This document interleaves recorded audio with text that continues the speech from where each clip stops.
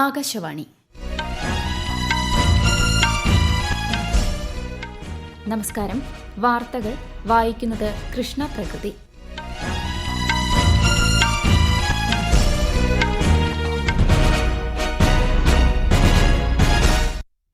പ്രധാന വാർത്തകൾ.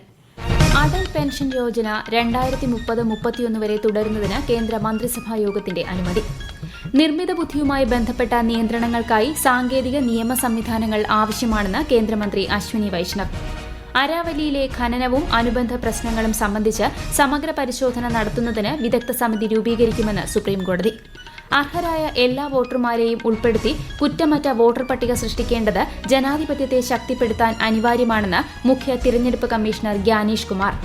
അന്തരിച്ച MLA കാനത്തിൽ ജമീലയ്ക്ക് ചരമോപചാരം അർപ്പിച്ച കേരള നിയമസഭ. നയപ്രഖ്യാപനത്തിന്മേലുള്ള നന്ദി പ്രമേയ ചർച്ചകൾക്ക് സഭയിൽ നാളെ തുടക്കം. ഇന്ത്യ ന്യൂസിലാൻഡ് T20 ക്രിക്കറ്റ് പരമ്പരയിലെ ആദ്യ മത്സരം നാഗ്പൂരിൽ പുരോഗമിക്കുന്നു. വാർത്തകൾ വിശദമായി. അടൽ പെൻഷൻ യോജന 2030-31 സാമ്പത്തിക വർഷം വരെ തുടരുന്നതിന് കേന്ദ്ര മന്ത്രിസഭാ യോഗത്തിന്റെ അനുമതി. പദ്ധതിയുമായി ബന്ധപ്പെട്ട പ്രവർത്തനങ്ങളുടെ ധനസഹായം ദീർഘിപ്പിക്കാനും പ്രധാനമന്ത്രി നരേന്ദ്രമോദിയുടെ അധ്യക്ഷതയിൽ ചേർന്ന മന്ത്രിസഭാ യോഗം തീരുമാനിച്ചു. അസംഘടിത മേഖലയിലെ തൊഴിലാളികൾക്ക് വാർദ്ധക്യകാല വരുമാന സുരക്ഷ നൽകുക എന്ന ലക്ഷ്യത്തോടെ 2015 പദ്ധതി ആരംഭിച്ചത്. Small industries development bank of ഇന്ത്യയ്ക്ക് 5000 കോടി രൂപയുടെ ഓഹരി പിന്തുണ നൽകുന്നതിനും മന്ത്രിസഭാ യോഗം അനുമതി നൽകി. 25,74,000-ലധികം പുതിയ MSME ഗുണഭോക്താക്കൾക്ക് ഇതിന്റെ പ്രയോജനം ലഭിക്കും. 77ാമത് റിപ്പബ്ലിക് ദിന ആഘോഷങ്ങൾക്കൊരുങ്ങി രാജ്യം. ജനുവരി 26 ന്യൂഡൽഹിയിലെ കർത്തവ്യപഥിൽ നടക്കുന്ന റിപ്പബ്ലിക് ദിന പരേഡിൽ രാഷ്ട്രപതി ദ്രൌപദി മുർമു അഭിവാദ്യം സ്വീകരിക്കും. പരേഡിന് സാക്ഷ്യം വഹിക്കാൻ 10,000-ഓളം പ്രത്യേക അതിഥികളെയാണ് ഇക്കുറി ക്ഷണിച്ചിരിക്കുന്നത്. വിവിധ സംസ്ഥാനങ്ങളിൽ നിന്നുള്ള നിശ്ചല ദൃശ്യങ്ങൾ പരേഡിന് മാറ്റേകും. യൂറോപ്യൻ കൌൺസിൽ പ്രസിഡന്റ് ആന്റോണിയോ കോസ്റ്റയും യൂറോപ്യൻ കമ്മീഷൻ പ്രസിഡന്റ് ഉർസുല വോണ്ടേറും റിപ്പബ്ലിക് ദിന ആഘോഷങ്ങളിൽ മുഖ്യാതിഥികളാകും. ദേശീയ ഗീതമായ വന്ദേമാതരത്തിന്റെ 150ാം വാർഷികമാണ് ഈ വർഷത്തെ ദിനാഘോഷ പ്രമേയം. റിപ്പബ്ലിക് ദിന പരേഡിന്റെ ഫുൾ ഡ്രസ് റിഹേഴ്സൽ ഈ മാസം 23 നടക്കും. നിർമ്മിത ബുദ്ധിയുമായി ബന്ധപ്പെട്ട നിയന്ത്രണങ്ങൾക്കായി സാങ്കേതിക നിയമ സംവിധാനങ്ങൾ ആവശ്യമാണെന്ന് കേന്ദ്ര ഇലക്ട്രോണിക്സ് IT മന്ത്രി അശ്വിനി വൈഷ്ണവ്. ദാവോസിൽ നടന്ന ലോക സാമ്പത്തിക ഫോറത്തെ അഭിസംബോധന ചെയ്യുകയായിരുന്നു അദ്ദേഹം. ഡീപ് ഫേക്ക് ഉൾപ്പെടെയുള്ള വെല്ലുവിളികൾ പരിഹരിക്കുന്നതിന് ശക്തമായ സാങ്കേതിക സംവിധാനങ്ങൾ ആവശ്യമാണെന്നും കേന്ദ്രമന്ത്രി പറഞ്ഞു. ഇതിനായുള്ള സാങ്കേതിക വിദ്യകൾ ഇന്ത്യ വികസിപ്പിച്ചുകൊണ്ടിരിക്കുകയാണെന്നും ശ്രീ വൈഷ്ണവ് അറിയിച്ചു. Many rich countries where the big tech basically controls the access to GPU, we decided to create a public-private partnership in which the common compute facility is enabled by the government and subsidized by the government so that entire population get access to it. And the cost is practically 1/3 of the cost in most other countries. Already we are going through a program for 10 million people to be trained on AI skills, making sure that the IT industry in a very systematic way providing services to Indian companies as well as to the global companies. അരാവലിയിലെ ഖനനവും അനുബന്ധ പ്രശ്നങ്ങളും സംബന്ധിച്ച് സമഗ്ര പരിശോധന നടത്തുന്നതിന് വിദഗ്ധ സമിതി രൂപീകരിക്കുമെന്ന് സുപ്രീംകോടതി. അനധികൃത ഖനനം നികത്താനാകാത്ത നാശനഷ്ടങ്ങൾക്ക് കാരണമാകുമെന്ന് കോടതി നിരീക്ഷിച്ചു. ഇതിനായി വിഷയത്തിൽ പാണ്ഡിത്യമുള്ള പരിസ്ഥിതി പ്രവർത്തകരുടെയും ശാസ്ത്രജ്ഞരുടെയും പേരുകൾ 4 ആഴ്ചയ്ക്കുള്ളിൽ നിർദ്ദേശിക്കാൻ ചീഫ് ജസ്റ്റിസ് സൂര്യകാന്ത് ഉൾപ്പെട്ട bench additional solicitor general Aishwarya Bhati, amicus curiae K. Parameshwar എന്നിവരോട് നിർദ്ദേശിച്ചു. പരമോന്നത കോടതിയുടെ നിരീക്ഷണത്തിലായിരിക്കും സമിതി പ്രവർത്തിക്കുകയെന്നും ബെഞ്ച് വ്യക്തമാക്കി. അർഹരായ എല്ലാ വോട്ടർമാരെയും ഉൾപ്പെടുത്തി കുറ്റമറ്റ വോട്ടർ പട്ടിക സൃഷ്ടിക്കേണ്ടത് ജനാധിപത്യത്തെ ശക്തിപ്പെടുത്താൻ അനിവാര്യമാണെന്ന് മുഖ്യ തിരഞ്ഞെടുപ്പ് കമ്മീഷണർ ഗ്യാനേഷ് കുമാർ. രാജ്യത്തെ തിരഞ്ഞെടുപ്പ് പ്രക്രിയയുടെ അടിസ്ഥാന ചുമതലക്കാരാണ് ബൂത്ത് തല ഉദ്യോഗസ്ഥരെന്നും അദ്ദേഹം പറഞ്ഞു. ന്യൂഡൽഹിയിൽ ജനാധിപത്യവും തിരഞ്ഞെടുപ്പ് നടത്തിപ്പും സംബന്ധിച്ച് നടന്ന അന്താരാഷ്ട്ര സമ്മേളനത്തെ അഭിസംബോധന ചെയ്യുകയായിരുന്നു അദ്ദേഹം.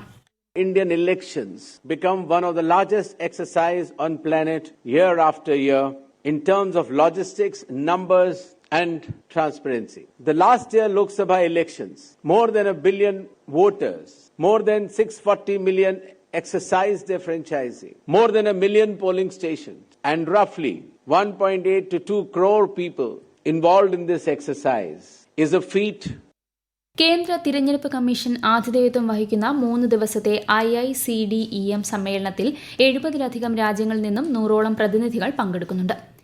സ്പെയിൻ വിദേശകാര്യമന്ത്രി ജോസ് മാനുവൽ അൽബാരസ് രാഷ്ട്രപതി ദ്രൌപദി മുർമുവുമായി കൂടിക്കാഴ്ച നടത്തി. രാഷ്ട്രപതി ഭവനിലായിരുന്നു കൂടിക്കാഴ്ച. വിദേശകാര്യമന്ത്രി S. ജയശങ്കറും സ്പാനിഷ് വിദേശകാര്യമന്ത്രിയുമായി കൂടിക്കാഴ്ച നടത്തി. പ്രധാനമന്ത്രി നരേന്ദ്രമോദി ഒരു ദിവസത്തെ സന്ദർശനത്തിനായി മറ്റന്നാൾ തിരുവനന്തപുരത്തെത്തും. പുത്തരിക്കണ്ടം മൈതാനിയിൽ 2 വ്യത്യസ്ത പരിപാടികളിൽ അദ്ദേഹം പങ്കെടുക്കും. കേരളത്തിന് അനുവദിച്ച പുതിയ 4 ട്രെയിനുകളുടെ ഉദ്ഘാടനം പ്രധാനമന്ത്രി നിർവഹിക്കും. BJP സംഘടിപ്പിക്കുന്ന പരിപാടിയിൽ തുടർന്ന് പങ്കെടുക്കുന്ന അദ്ദേഹം തിരുവനന്തപുരത്തിനായുള്ള നഗരവികസന രേഖയുടെ പ്രഖ്യാപനം ചടങ്ങിൽ നടത്തും. തിരുവനന്തപുരം ബയോ 360 ലൈഫ് സയൻസ് പാർക്കിലെ CSIR NIIST innovation technology and entrepreneurship ഹബിന്റെ ശിലാസ്ഥാപനവും പ്രധാനമന്ത്രി വെള്ളിയാഴ്ച നിർവഹിക്കും. ശ്രീ മോദിയുടെ സന്ദർശനത്തിന്റെ പശ്ചാത്തലത്തിൽ വൻ സുരക്ഷാ സന്നാഹങ്ങളാണ് തിരുവനന്തപുരം നഗരത്തിൽ ഏർപ്പെടുത്തിയിട്ടുള്ളത്. ഈ വാർത്തകൾ ആകാശവാണിയിൽ നിന്ന്. ആകാശവാണി വാർത്തകളും വാർത്താധിഷ്ഠിത പരിപാടികളും all India radio news Thiruvananthapuram YouTube ചാനലിലും all India radio news Thiruvananthapuram Facebook പേജിലും AR News_ തിരുവനന്തപുരം ഇൻസ്റ്റഗ്രാം അക്കൌണ്ടിലും AR News_TVM X ഹാൻഡിലും ലഭ്യമാണ്. കോട്ടയം, എറണാകുളം ജില്ലകളിലേക്കും കേന്ദ്രഭരണ പ്രദേശമായ ലക്ഷദ്വീപിലേക്കും ആകാശവാണി പാർട്ട് ടൈം കറസ്പോണ്ടന്റിനെ കരാർ അടിസ്ഥാനത്തിൽ നിയമിക്കുന്നതിന് അപേക്ഷ ക്ഷണിച്ചു. അപേക്ഷകർ ജില്ലാ ആസ്ഥാനത്ത് നിന്നും 10 കിലോമീറ്റർ ചുറ്റളവിൽ സ്ഥിര താമസക്കാരായിരിക്കണം. കൂടുതൽ വിവരങ്ങൾക്ക് www.newsonair.gov.in, prasarbharati.gov.in/pb വേക്കൻസീസ് എന്നിവ സന്ദർശിക്കുക. അപേക്ഷകൾ സ്വീകരിക്കുന്ന അവസാന തീയതി ഈ മാസം 31. അന്തരിച്ച MLA കാനത്തിൽ ജമീലയ്ക്ക് ചരമോപചാരം അർപ്പിച്ച നിയമസഭ. പുരോഗമന പ്രസ്ഥാനത്തിന് നികത്താനാകാത്ത നഷ്ടമാണ് കാനത്തിൽ ജമീലയുടെ വിയോഗമെന്ന് മുഖ്യമന്ത്രി പിണറായി വിജയൻ പറഞ്ഞു. സംസ്ഥാനത്തിന്റെ സാമൂഹിക രാഷ്ട്രീയ ഭൂപടത്തിൽ സ്ത്രീകളുടെ സ്വരം ഉയർത്തുന്നതിന് ശ്രദ്ധ നൽകിയിരുന്ന നേതാവായിരുന്നു കാനത്തിൽ ജമീലയെന്ന് സ്പീക്കർ AN ഷംസീർ അനുസ്മരിച്ചു. സഭയിൽ എല്ലായ്പ്പോഴും ജനാധിപത്യ ബോധവും മതേതര നിലപാടും പ്രകടിപ്പിച്ച വ്യക്തിയായിരുന്നു കാനത്തിൽ ജമീലയെന്ന് പ്രതിപക്ഷ നേതാവിനെ പ്രതിനിധീകരിച്ച് K. ബാബു MLA പറഞ്ഞു. ഗവർണറുടെ നയപ്രഖ്യാപന പ്രസംഗത്തിന്മേലുള്ള നന്ദി പ്രമേയ ചർച്ച സഭയിൽ നാളെ ആരംഭിക്കും. വയനാട് ജില്ലയിലെ മേപ്പാടി ഉരുൾപൊട്ടൽ ദുരന്തബാധിത പ്രദേശത്തെ കുടുംബശ്രീ അംഗങ്ങൾക്കുള്ള പ്രത്യേക വായ്പാ പദ്ധതിക്കും വയനാട്, കോഴിക്കോട് ജില്ലകളിലെ ദുരന്തബാധിതർക്കുള്ള ഉജ്ജീവന പദ്ധതിക്കും സംസ്ഥാന മന്ത്രിസഭായോഗം അംഗീകാരം നൽകി. വനം വന്യജീവി വകുപ്പിൽ 6 പുതിയ ഫോറസ്റ്റ് സ്റ്റേഷനുകൾ രൂപീകരിക്കാനും ഇന്ന് ചേർന്ന മന്ത്രിസഭായോഗം തീരുമാനിച്ചു. ശക്തമായ സൈനിക ശക്തിയും അത് ഉപയോഗിക്കാനുള്ള ഇച്ഛാശക്തിയും ഒരുപോലെ ആവശ്യമാണെന്ന് വ്യോമസേനാ മേധാവി air chief marshal Amarpreet Singh ന്യൂഡൽഹിയിൽ ദേശീയ സുരക്ഷയെക്കുറിച്ചുള്ള 22ാമത് സുബ്രതോ മുഖർജി സെമിനാറിൽ സംസാരിക്കുകയായിരുന്നു അദ്ദേഹം. Whether it is getting people out of conflict zone like we did it in Sudan, or whether it is giving a blow to the terrorist infrastructure and their perpetrators, or whether it is attacking multiple bases in Pakistan in a matter of few hours to send a signal that enough is enough and bring them to their knees. It was air power which did the trick, and that has to be remembered. രാജ്യത്ത് സമയബന്ധിതമായ പദ്ധതി നിർവഹണം ഉറപ്പാക്കുന്നതിന് 2015 പ്രധാനമന്ത്രി നരേന്ദ്രമോദി തുടക്കം കുറിച്ച പ്രഗതി സംരംഭത്തിന്റെ ഫലപ്രാപ്തിയുടെ മികച്ച ഉദാഹരണങ്ങളിലൊന്നാണ് ആന്ധ്രാപ്രദേശിലെ എയിംസ് മംഗളഗിരി. 2018 ഒരു താൽക്കാലിക ക്യാമ്പസിൽ പ്രവർത്തനം ആരംഭിച്ച എയിംസ് മംഗളഗിരിയുമായി ബന്ധപ്പെട്ട നടപടിക്രമങ്ങൾ വേഗത്തിലാക്കാൻ പ്രധാനമന്ത്രി നടത്തിയ പ്രഗതി അവലോകന യോഗത്തിലൂടെ സാധിച്ചു.